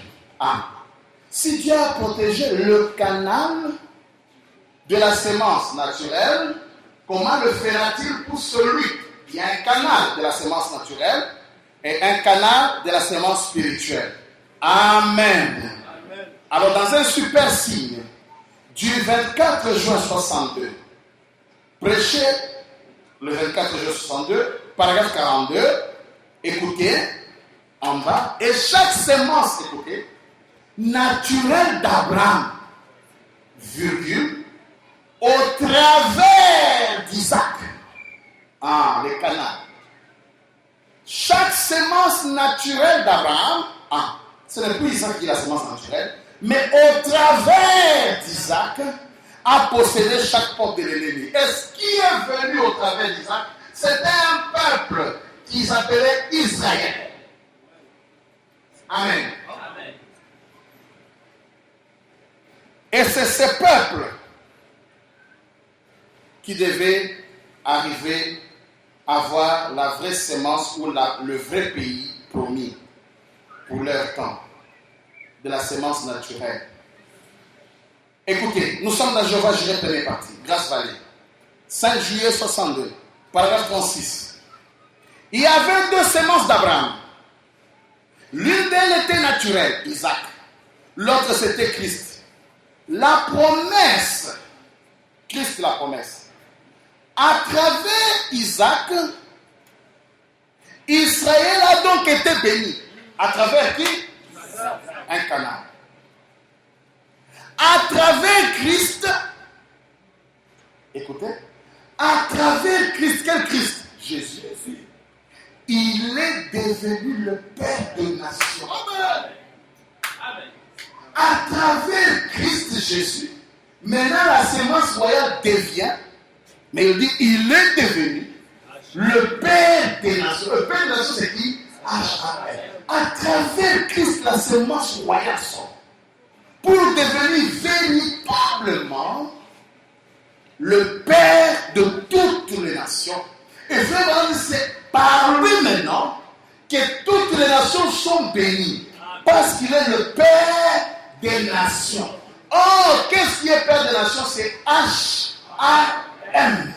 Donc, à travers Jésus, un H-A-M devait sortir pour devenir Père des nations.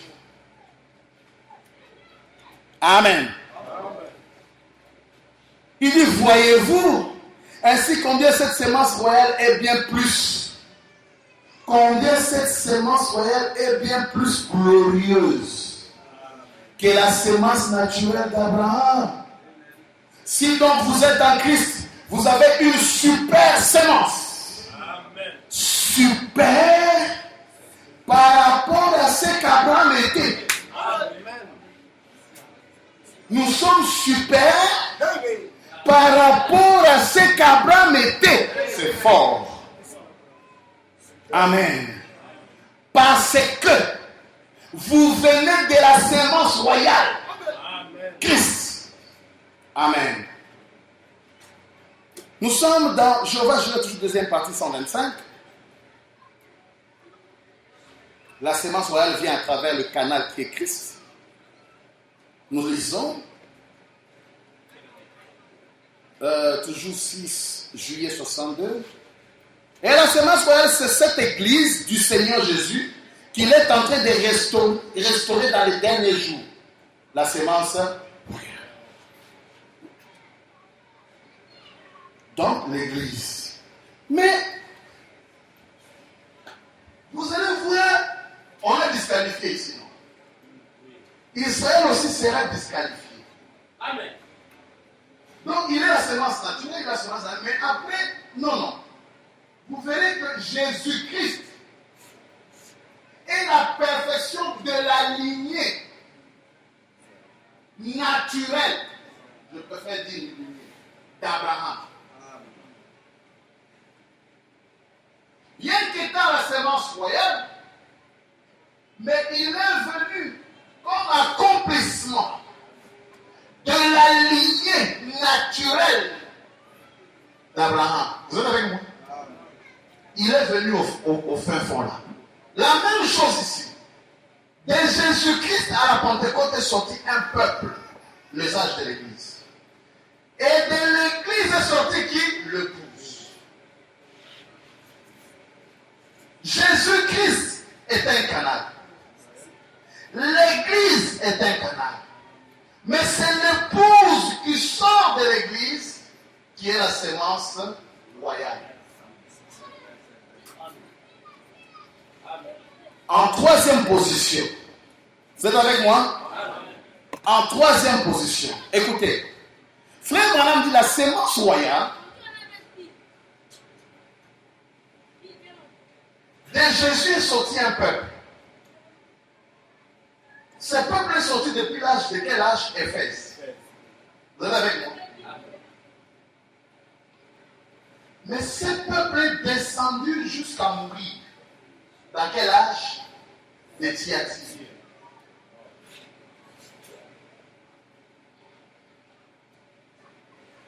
Et de ce peuple, Frère Branham appelle cet arbre ici l'arbre épouse. C'est pourquoi il a prêché la restitution de l'arbre. L'église qui est née à Pentecôte, c'était l'arbre épouse, qui a été rongé par les élèves, les asiles, les gazans de la sauterelle.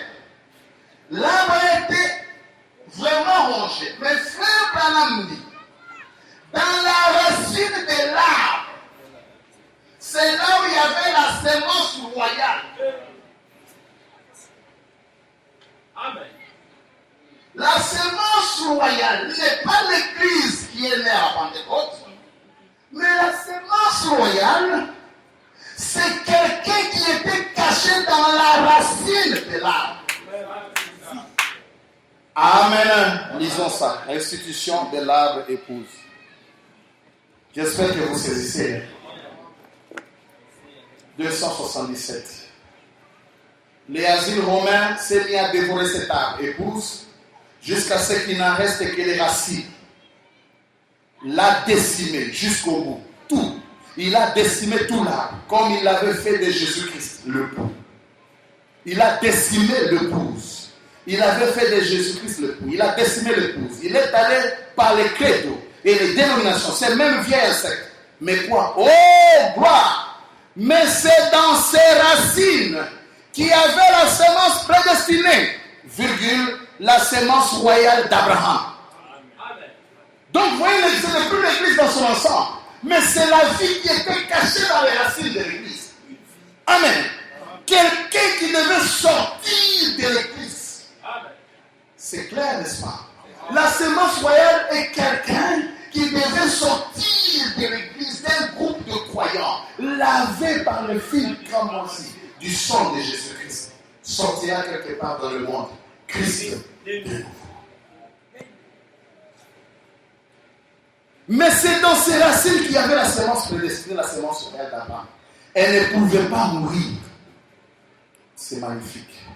La parole était dans le racine, avec une promesse. Je restaurerai, dit l'Éternel. Quoi? Toutes les années que les asiles ont dévoré, tout ce que la sauterelle a dévoré, tout ce que les autres insectes ont dévoré, j'ai restauré cela, dit l'Éternel. Au paragraphe 301, la même prédication. C'est de nouveau la Pâque pour le vrai croyant de sa parole infaillible, c'est Pâques. C'est une résurrection. Dieu a des gens partout. C'est Pâques pour eux. Pourquoi? Ils sont ressuscités. Ressuscités de ces credos et des dénominations. Ils en sont sortis. C'est un nouveau Pâques. C'est le nouveau Pâques plutôt. La semence royale a été cachée dans le racine, la parole virgule, cachée là au fond. Dans cette parole-ci, dans une parole, une autre parole est cachée. Vous êtes avec moi? Dans cette parole-ci, il dit, oui, ils sont sortis, c'est de nouveaux pas. La semence royale a été cachée dans les racines, la parole, cachée là au fond dans cette parole-ci, pendant des années, et des années, et des années. Et elle commence juste maintenant à être révélée. D'où vous voyez, la semence royale n'est pas réellement l'homme Jésus. Frère Branham dit, il est venu juste mourir pour la semence royale. Vous êtes avec moi? Ce n'est pas l'église dans son ensemble, mais c'est l'église en tant qu'individu. Vous êtes avec moi? Autrement dit, c'est l'épouse. Ici avec Isaac, Israël, et Jésus-Christ était la réponse parfaite de la promesse de la lignée naturelle d'Abraham. Amen. Amen. C'est bien. Donc la véritable et réelle semence naturelle, lisons la semence n'hérite pas vraiment. Du 18 février 65, paragraphe 52. Nous voyons qu'il y en a 3 dans la perfection. Combien? Donc si on s'était arrêté à Israël, ce n'était pas la perfection. Nous voyons ça, c'est la lignée naturelle. Nous avons écrit ici, semence, ça a commencé avec Isaac. Il dit que Isaac était la semence naturelle. Amen. Mais cela s'est perfectionné avec Israël. Est-ce qu'Israël était la semence naturelle? Mais qu'est-ce qui est venu après Israël? C'est l'homme Jésus-Christ. En tant que postérité naturelle d'Abraham. Mais le même Jésus est encore postérité spirituelle d'Abraham. Il est la clé de voûte. Il termine un côté pour commencer un autre. Est-ce que vous voyez ça? En terminant, il termine la lignée naturelle. Il vient comme le sommet de la semence naturelle d'Abraham. Mais de ce côté, il ouvre la voie à la semence spirituelle. Donc il n'y a plus de confusion sur les semences naturelles, on comprend. Quand il dira que c'est Israël, on comprend ce qu'il peut dire. Quand il dira que c'est Jésus, la semence royale, on comprend, c'est un canal. Amen. Ici, il dit quoi? Nous voyons qu'il y en a 3 dans la perfection. Dieu est rendu parfait en 3. Et il y a eu la perfection dans la semence d'Abraham. Amen. Qui fut, suivez-moi, Ismaël, virgule, Isaac, virgule, Jésus. Ismaël, il est dans la semence royale? Non. Ismaël. Dans la lignée naturelle, regardez, il place maintenant quoi? Ismaël. Après, il place qui? Après, il place qui? Donc Jésus, bien que nos amis du deuxième exode, ça c'est masse royale, on ne refuse pas. Mais dans sa première venue, il est venu perfectionner la lignée naturelle d'Abraham. À ce titre, il n'est pas la vraie semence royale. C'est sa seconde venue quand il vient dans son nom nouveau. Amen.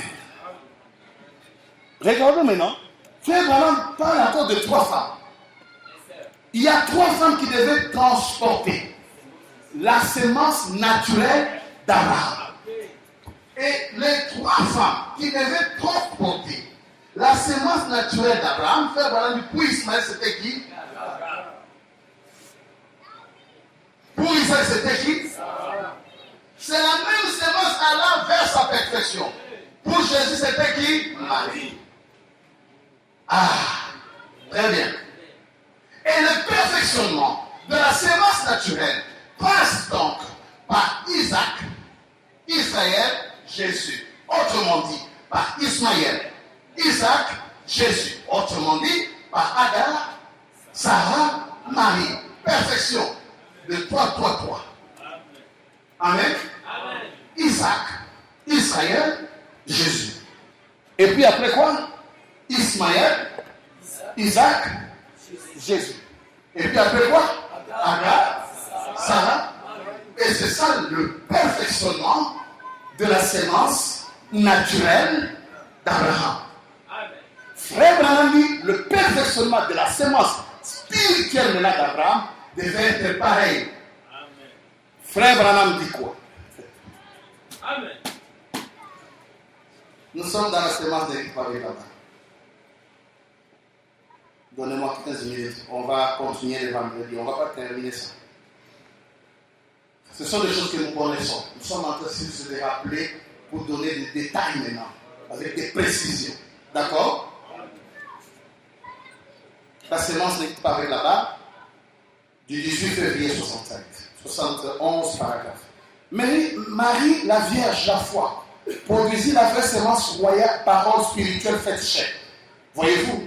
Le 3 femmes par qui cette sémence a été transportée. 3 femmes par qui quoi? Par ces sémences. Une qui a traversé 3. Et cette sémence, c'est la sémence naturelle. Donc Jésus est la sémence naturelle dans sa perfection. C'est clair. On n'a pas discuté là-dessus. Jésus, c'est la semence naturelle. Attention à celui qui s'est arrivé. Parce que la semence naturelle a été transportée par.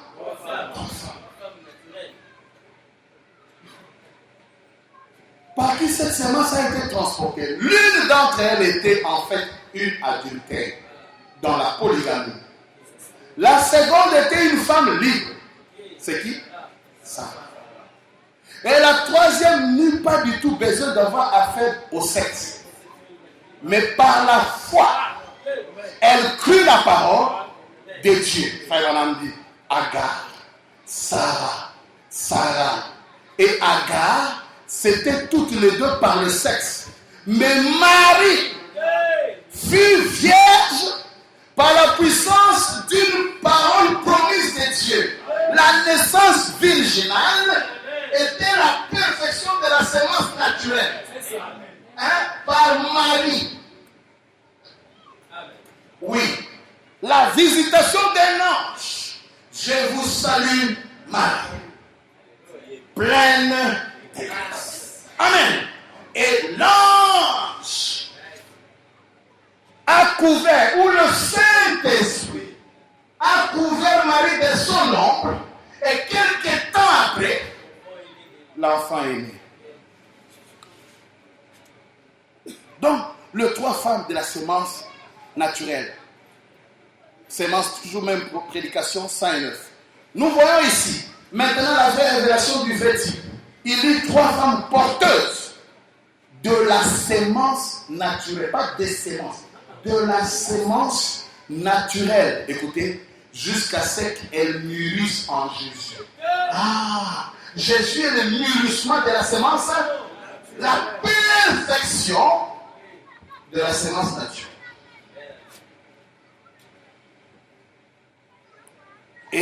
Mais en continuant vers Marie, qui par la naissance virginale produisit Jésus-Christ, c'est vrai. Amen. Donc vous avez là Isaac d'abord, Israël et Jésus-Christ qui est, qui est la Jérusalem céleste. Pas la nouvelle Jérusalem, mais la Jérusalem, le pays promis de la lignée naturelle. C'était l'homme Jésus. Amen. Jésus était cette promesse. Était la promesse de la sémence naturelle qui était la promesse d'Abraham, je vais te donner un pays. Mais Abraham n'avait pas la révélation spirituelle de ça. Est-ce que Jésus était un pays? Oui. Lisons Hébreux, la Bible, 12, 18 à 22, la Bible dit ceci. Ça, c'est Paul qui s'adresse aux Hébreux qui ont cru en Jésus. Les gens qui ont accepté Jésus. Il dit, vous, ne vous êtes pas approchés d'une montagne qu'on pouvait toucher et qui était embrassée par le feu, ni de la nuée, ni des ténèbres, ni de la tempête. Quand vous êtes approché de Jésus là, vous ne vous êtes pas approché d'une montagne, ni du retentissement de la trompette, ni du bruit de paroles, tels que ceux qui l'entendirent demandaient qu'il ne leur en fût adressé aucune déprise. Car ils ne supportaient pas ces déclarations. Si même une bête touche la montagne, elle sera lapidée. Et ce spectacle était si terrible que Moïse dit, je suis épouvanté tout tremble. Mais vous, vous êtes approchés de la montagne de Sion. Hein? Qui est la montagne de Sion? Jésus. Pour la première vie. Vous vous êtes approchés de la cité. Ah! Abraham cherchait quoi? Une cité. Un pays. Une ville. Vous vous êtes approchés de la cité du Dieu vivant. La Jérusalem céleste. Là, nous sommes en hébreu. Mais en Apocalypse 21, on dit, je vois la nouvelle Jérusalem céleste. Ne confondez pas les deux Jérusalem. Amen. Jésus était la Jérusalem céleste. C'était la cité. Et il a dit, je suis la porte, parce qu'il était la porte de cette cité. Amen. Il était la porte de la bergerie. Il fallait qu'ils entrent, croyant en Jésus, alors ils allaient atteindre le pays promis par Abraham. Mais le pays promis par Abraham dans le naturel. Amen. C'est vrai. Amen. Amen. C'est pourquoi Jésus, dans sa première venue, n'est jamais venu pour nous. Il était la perfection de la sémence naturelle. C'est tout. C'est pourquoi il a dit, quand je vous envoie, n'allez pas ailleurs. Allez seulement chez les brebis perdus d'Israël. Un homme appelé de Dieu, 131. Maintenant, quand Jésus a rencontré, il n'est pas venu vers les gens des nations. Ah, qui j'arrête, non? Combien savent ça? Il a interdit à ses disciples d'aller vers les gens des nations. Combien savent ça? N'allez pas vers le païen, mais allez plutôt vers le brebis perdu d'Israël. Allez prêcher, dites, le royaume de Dieu est proche. Aux brebis perdues d'Israël. Voilà pourquoi dans sa première venue, il a traité les gentils de chiens. Alors ne vous fâchez pas pour ça. Frère Branham a traité plus que ça. Frère Branham dit, nous sommes des cochons. Est-ce que vous allez vous fâcher? Il a dit, nous sommes des cochons. Nous étions des cochons. Alors vous voyez, Jésus nous a traité les chiens. Mais Branham aime les chiens. Il montre la photo. Jésus aime les chiens. Vraiment. Branham nous aime. Jésus m'a traité moi les chiens. Mauvaise compréhension. Frère Branham dit, nous étions des chiens. Nous étions des cochons. Hommes sans Dieu. Pourquoi? Parce que Dieu en ce moment-là ne traitait qu'avec la sémence naturelle. Il fallait une transition. Et c'est Jésus qui a introduit cette transition, la clé de voûte. Vous êtes avec moi? Et pour Jésus, oh là là, j'ai des écritures là où il a parlé de chiens et de cochons. Lisons le Fils de Dieu manifesté pour voir que ça ne vous fâche pas. Frère Branham dit, si les pentecôtistes d'aujourd'hui étaient devant Jésus, Jésus allait avoir un problème. J'ai des citations. Ils allaient certainement taper Jésus. Il les a traités de chiens.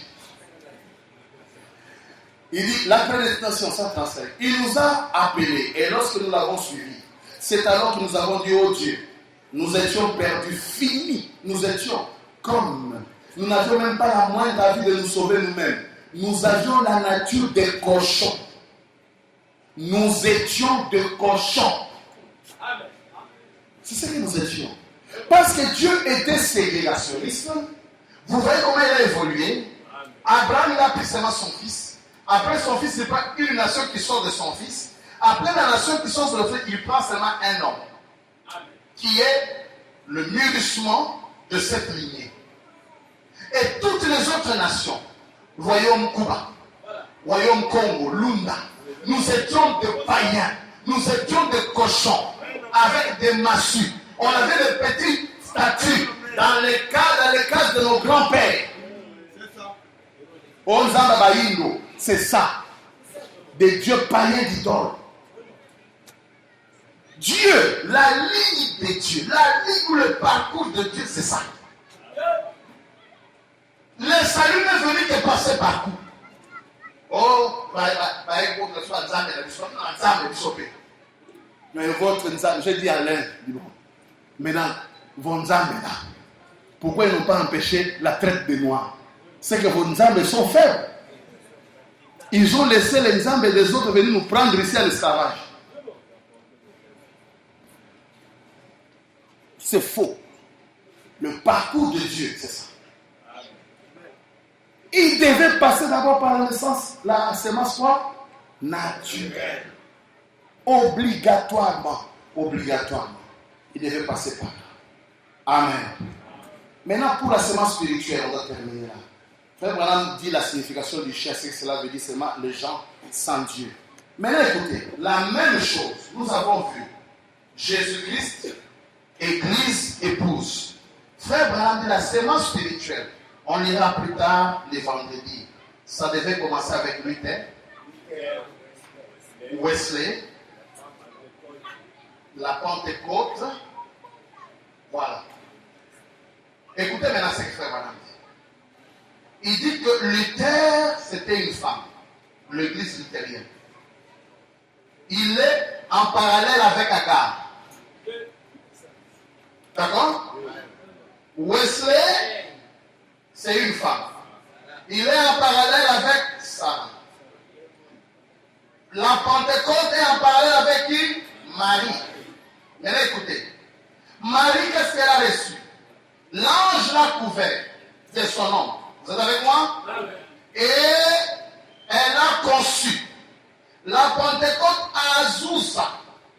Marie. Non pas par des raisonnements des réformateurs. Une action virginale. Le réveil d'Azusa. Amen. Marie est tombée enceinte. Par la puissance du Saint-Esprit, le baptême du Saint-Esprit. Et 3 ans plus tard, en 1909, un bébé est né. Et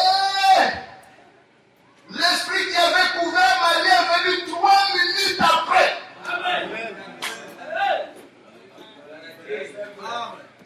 D'où la naissance virginale ici n'est pas charnelle, mais c'est une naissance virginale spirituelle. La Marie dont il est question ici, c'est l'église pentecôtiste.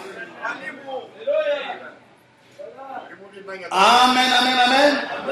Et alors, à Azusa, le Saint-Esprit est venu couvrir Marie de son nom. Amen. Pour que 3 ans plus tard, voilà pourquoi il était immaculé aussi. Il est né dans ce milieu-là. Immaculé signifie sans péché. Dites-moi, quelqu'un qui a le péché, quelqu'un qui n'est pas justifié, sanctifié, baptisé du Saint-Esprit, 3 minutes après, la colonne de feu descend. Oh, Abotamagin a péché. Non! Il était saint. Et il dit la relation de Charles et de Dieu a été pure. C'était immaculé. Mais, Branham, c'était la racine, la semence enfouie depuis là. Dans la racine, il existait. Il n'a pas été créé là. Amen. Il existait. Et c'est lui qui sort au temps de la fin. Et frère Branham dit, c'est ce qu'on appelle la super sémence. Et il dit, c'est ce qu'on appelle le super signe. Et il dit, ce signe super, il dit, c'est éternel. Et il dit, un jour je roulais en voiture, en roulant, une voix me dit, il y a Branham, tu veux que je te montre un signe éternel? Il dit, un signe éternel? Il dit, je regarde Billy Paul, il dormait. Nous espérons qu'il ne dort pas maintenant, parce qu'il dormait. Quelqu'un qui dort une fois, il ne comprend pas. Il dit, je regarde Billy, il dormait. Il dit, Seigneur, mais super si c'est moi. Il dit, regarde, tu vois quoi là? Et une montagne. Cette montagne a combien de pics? 7 pics. Combien de lettres il y a dans ton nom? Branham, Marion, Branham. Il dit 7. Ton nom est inscrit là-dedans. Pas le nom de ton fils, Joseph. Ton nom. Il n'y a pas nom. Le super signe, qui est la super sémence, la sémence royale, la nouvelle Jérusalem, le royaume Branham, c'est ça notre cité. La cité que Dieu a promise à Abraham. Amen. Le vendredi, on va continuer là parce qu'il y a encore beaucoup d'écritures. Que le Seigneur vous bénisse.